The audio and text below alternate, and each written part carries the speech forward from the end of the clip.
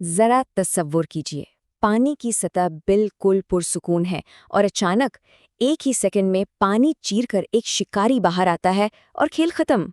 आज के इस तफसीली जायजे में हम एक ऐसी ही बेपनाह ताकतवर मछली की बात कर रहे हैं जिसका एक हमला देखने वाले के होश उड़ा देता है। और जब एक बार ये कांटे में फंस जाए ना, तो फिर पानी के अंदर और बाहर जो खींचातानी शुरू होती है, यकीन मानिए वो किसी एक्शन फिल्म के सीन से कम नहीं होती।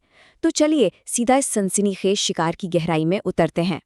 तो आखिर वो कौन सी मछली है जो इतनी फिरती से पलक चपकते ही अपने शिकार का काम तमाम कर देती है? देखिए, बज़ाहिर पानी की सतह पर जो सुकून नजर आता है, उसके नीचे छुपे तूफान का अंदाजा लगाना वाकई मुश्किल है। जैसे ही ये मछली चारे पर झपटती है, फिशिंग रॉड को जो जोरदार झटका लगता है, वो इस शिकारी की नाकाबिले यकीन ताकत का पहला सबूत होता है। और बस वहीं से असल जंग शुरू होती है, जो ताकत के साथ साथ बेपनाह सब्र और महारत का भी एक बहुत कड़ा इम्तिहान साबित होती है। तो मिलिए हमारे आज के हदफ से। बुरा मंडी, जिसे मकामी तौर पर हम डोंगरी के नाम से भी जानते हैं, ये कोई आम मछली बिल्कुल नहीं है। ये एक इंतहाई ताकतवर, बिजली की सी तेजी रखने वाली और बहुत ही स्मार्ट शिकारी मछली है। सबसे दिलचस्प बात यह है कि इसे खारे और मीठे पानी का मिलाप यानी ब्रैकिश वाटर बेहद पसंद है। इसकी जहानत का अंदाज़ा इस बात से लगाया जा सकता है कि ये पानी के बहाव और इर्द गिर्द के माहौल को पूरी तरह समझकर बाकायदा घात लगाती है और फिर अपने शिकार पर टूट पड़ती है। अब सवाल ये पैदा होता है कि ये स्मार्ट मछली आखिर रहती कहाँ है? सीधा सा जवाब है स्ट्रक्चर। डोंगी हमेशा पानी में मौजूद कुदरती ढांचों या किसी न किसी आड़ के बिल्कुल करीब रहना पसंद करती है, जैसे कि मैंग्रोव्स के घने जंगलात, दरिया के वो दहाने जहां मीठा और खारा पानी आपस में मिलता है, और साहिली खाड़ियां। और ऐसा क्यों है? बहुत सादा सी बात है। इन पेचीदा जड़ों और ढांचों के दरमियान छुपकर घात लगाना इंतहाई आसान हो जाता है। ये वहां सुकून से बैठी रहती है और जैसे ही कोई बेखबर छोटी मछली वहां से गुजरती है, बस एक अचानक हमला और काम तमाम। अगर पाकिस्तान के अंदर इसके बेहतरीन मकामात की बात की जाए तो लिस्ट में सबसे ऊपर इंडस डेल्टा का नाम आता है। ये एक इंतहाई वसी और ज़रख़ेज़ इलाका है जहाँ खुराक की कोई कमी नहीं। उसके बाद कैटी बंदर है, जहाँ खारे और मीठे पानी का वो ज़बरदस्त मिलाप होता है जो डांगरी को मिकनातीस की तरह अपनी तरफ खींचता है। और फिर यकीनन कराची की क्रीक्स हैं, जिनका कुदरती स्ट्रक्चर छुपने के लिए बेहतरीन जगह फराहम करता है। इन सब बातों का निचोड़ एक सीधे से उसूल में याद रखा जा सकता है, जहां जहां मैंग्रोव्स होंगे वहां डांगरी जरूर मौजूद होगी। ये पक्की बात है। जगह का तो पता चल गया, लेकिन शिकार पर किस वक्त जाया जाए? डोंगरी के शिकार का सीजन आमतौर पर सितंबर से शुरू होकर मार्च तक चलता है। ताहम जो बिल्कुल परफेक्ट टाइम है जब ये मछली सबसे ज़्यादा एक्टिव होती है, वो मॉनसून के फौरन बाद का वक्त है।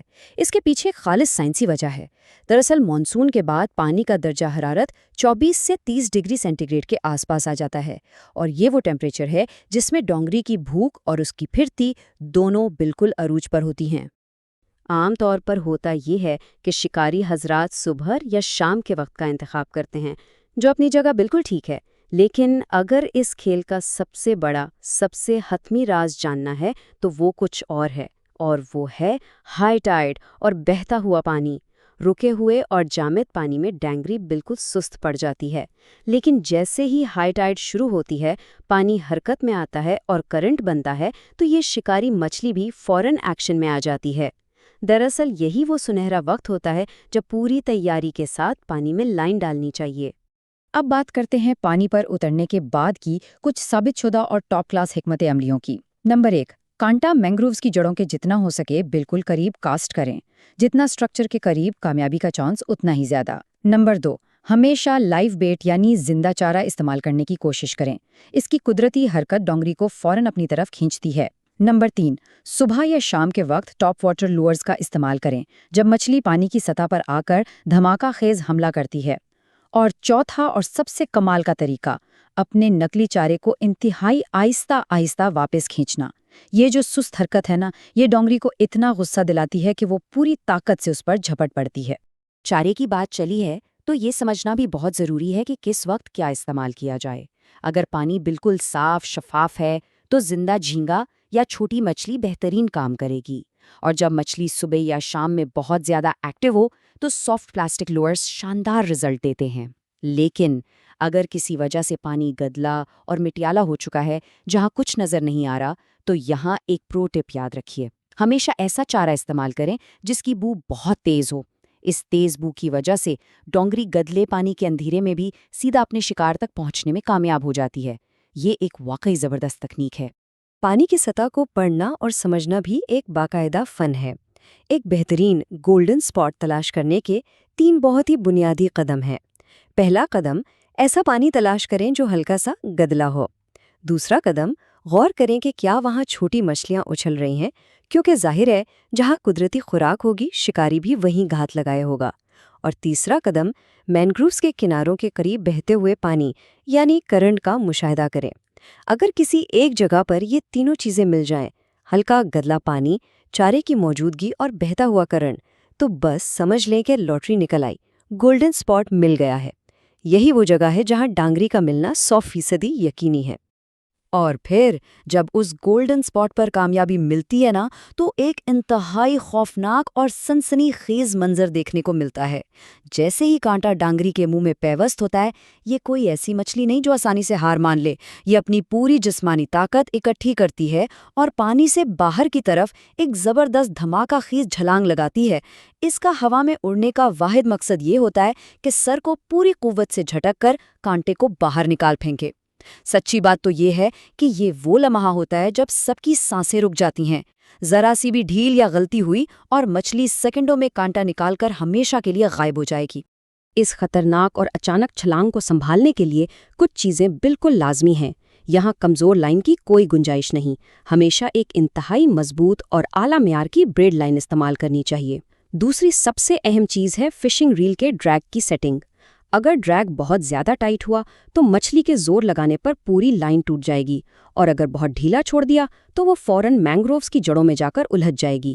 اور تیسرا اور شاید سب سے اہم اصول، کانٹے استری کی طرح تیز ہونے چاہیے، کیونکہ جب ڈونگری ہوا میں اچھل کر زور سے سر جھٹکتی ہے تو صرف ایک انتہائی تیز اور نکیلا کانٹا ہی اس کی مضبوط گرفت کو برقرار رکھ سکتا ہے۔ کھیل کو سمیٹنے اور یقینی کامیابی کے لیے ان چند ماسٹر کلاس اصولوں کو ہمیشہ یاد رکھنا چاہیے۔ سب سے پہلی بات، پانی پر جانے سے پہلے ٹائڈ چارٹ کا مطالعہ کرنا بالکل نہ بھولیں۔ اصل کھیل کا آغاز ہائی ٹائڈ کے بالکل شروع ہوتے ہی ہو جانا چاہیے۔ دوسری بات، کاسٹنگ ہمیشہ کسی نہ کسی سٹرکچر کے قریب ہونی چاہیے۔ کھلے پانی میں وقت ضائع کرنے کا کوئی فائدہ نہیں۔ اور اس سب نے جو سب سے سنہرا اصول ہے وہ ہے بے پناہ صبر۔ ہو سکتا ہے کئی گھنٹوں تک پانی میں کوئی حرکت نہ ہو، لیکن اس شکار کا مزہ ہی یہی ہے کہ صرف ایک سٹرائک، ڈینگری کا صرف ایک اچانک حملہ پورے دن کی تھکن مٹا کر کھیل کا پاسا پلٹ دیتا ہے۔ تو اب سب سے بڑا سوال یہ ہے، کیا اگلی ہائی ٹائڈ زندگی کا سب سے زبردست اور یادگار شکار لانے والی ہے؟ ان تمام تکنیکوں اور حکمت عملیوں کو جاننے کے بعد اب وقت آ گیا ہے کہ ٹائڈ چارٹ نکالا جائے اور اگلی مہم کی مکمل منصوبہ بندی کی جائے۔ اس معلومات کو ضرور ساتھیوں تک بھی پہنچائیں تاکہ سب کی تیاری 100% اور بالکل بے عیب ہو۔ امید ہے کہ یہ تفصیلی جائزہ اس طاقتور اور انتہائی اسمارٹ شکاری کا سامنا کرنے کے لیے ایک زبردست بنیاد فراہم کر چکا ہوگا۔ محفوظ رہیں اور اگلے شاندار شکار کے لیے بالکل تیار رہیں۔